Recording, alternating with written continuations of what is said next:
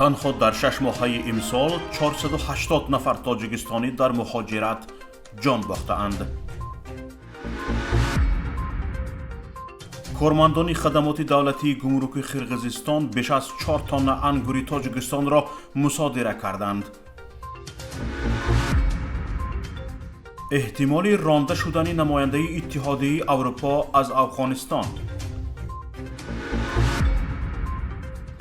دسته جوانان تاجیکستان در دوره اول مسابقات فوتبال در ازبکستان از تیم ژاپن شکست خورد.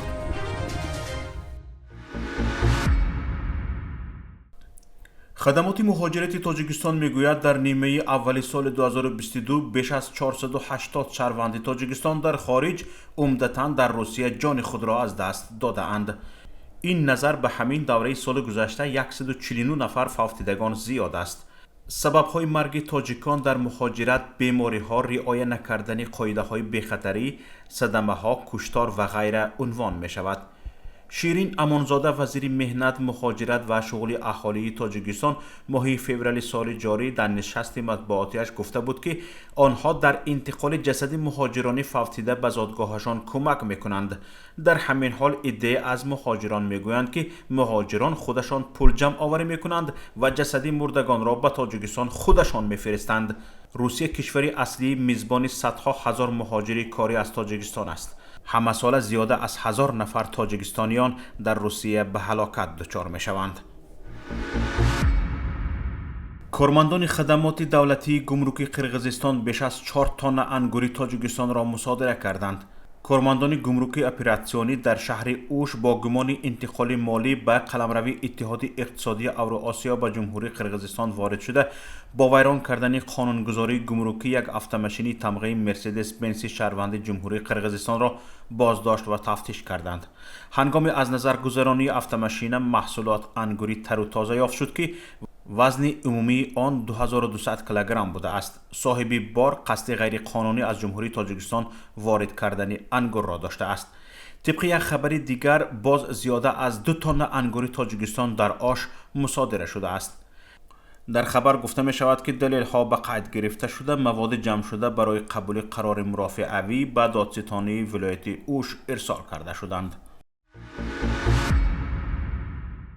طالبان نماینده اتحادیه اروپا در افغانستان را اخراج کردند.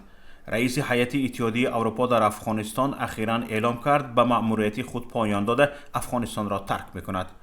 آرنولد پاولز که به نظر می‌رسد او را طالبان اخراج کرده باشند در توییتر خود نوشته است که شما می‌توانید یک دیپلمات را از افغانستان اخراج کنید اما نمی‌توانید افغانستان را از دیپلمات‌ها خالی کنید. پاولز افزوده است که به زودی رافائل لائیدیک جایگزین و به عنوان رئیس هیئت اتحادیه اروپا در افغانستان منصوب می شود. انتصاب یک دیپلمات زن به عنوان رئیس اتحادیه اروپا در کابل به معنای جدیت اروپا برای حمایت از حقوق زنان در افغانستان تفسیر می شود. پیش از این پاولز گفته بود که بازگشایی مدارس دخترانه به عنوان مهمترین اولویت اتحادیه اروپا در افغانستان است. و حق کار زنان، حقوق بشر، آزادی رسانه ها و شکلگیری یک سیستم سیاسی مؤثر و همه‌جانبه را به عنوان اولویت های دیگری اتحادیه اروپا عنوان کرده بود. تاکید کرده بود که خواسته های جامعه جهانی برای ایجاد حکومت فراگیر و دادن حق کار و آموزش به زنان به معنای دخالت در مسائل داخلی افغانستان نمی باشد. دسته جوانان تاجیکستان در دوره اول مسابقات فوتبال در ازبکستان از تیم ژاپن شکست خورد. منتخب جوانان تاجیکستان تا 16 ساله در مسابقه بین المللی به خاطره سابق پرزیدنت اسوسیاسیون فوتبال ازبکستان میرابرار عثمانوف در بازی افتتاحی خود از تیم ژاپن شکست خورد. در این باره فدراسیون فوتبال تاجیکستان خبر می‌دهد. واخوری 23 آگوست در میدان اکادمی بنیادکاری تاشکند برگزار شده با حساب 2-0 به فایده ژاپن انجام یافت. گل‌ها را شونگا سوگو ایره و شاتا کافی زدند. روز 25 آگوست منتخب جوانان تاجیکستان با ایران بازی می‌کند. این واخوری در ورزشگاه قبرای برگزار شده ساعت 16 آغاز می‌شود.